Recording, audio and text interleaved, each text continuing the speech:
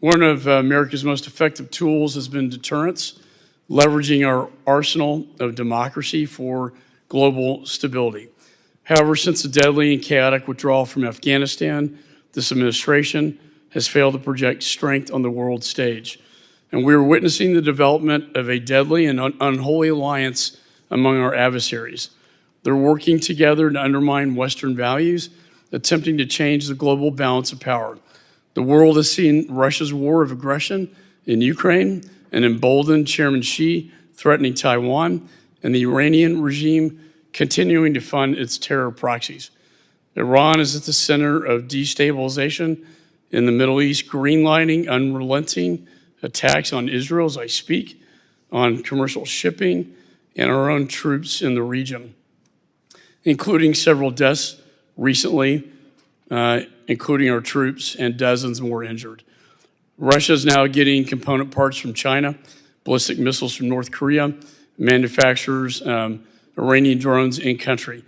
China is expanding its nuclear arsenal while its military civil fusion strategy uses our technology and investments against us to advance and strengthen the CCP. And North Korea continues to build up its nuclear and ballistic missile program despite UN sanctions.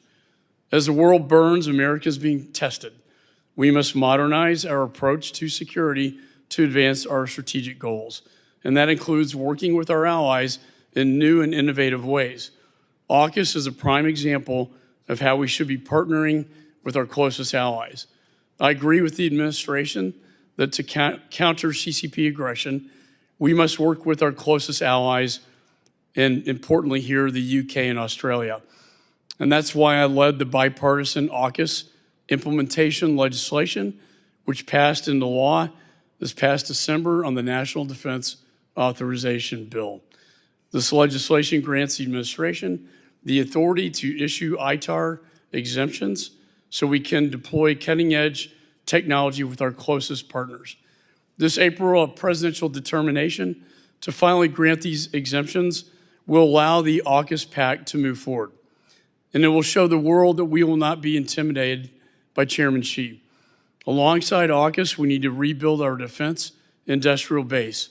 The defense industrial base is strained to maintain our own military readiness while meeting the critical needs of our partners.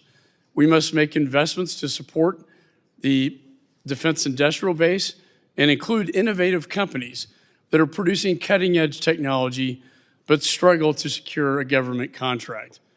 We must cut through the red tape and streamline the process to make federal contracts obtainable and trust the private sector to do what it does best, and that's innovate.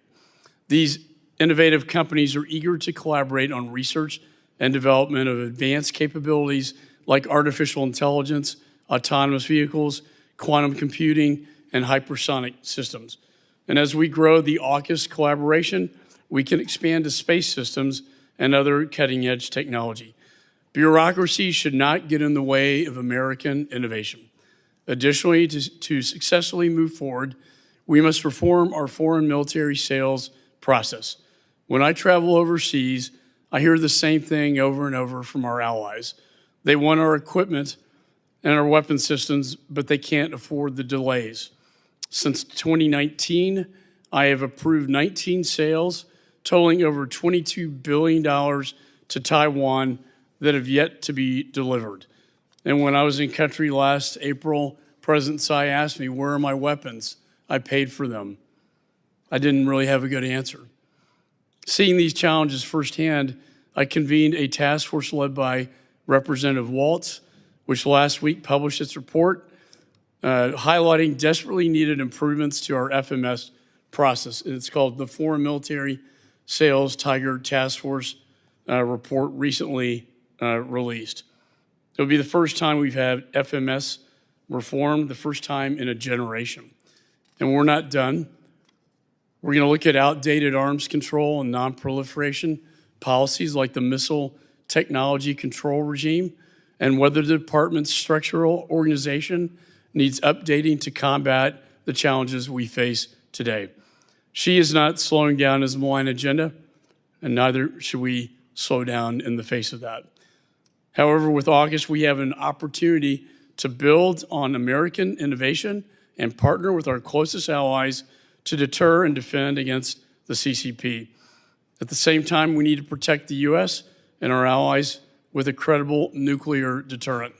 Outdated Cold War nuclear systems are no longer adequate to face the dual nuclear threat we face from Putin and Xi. Only from a position of strength can we negotiate.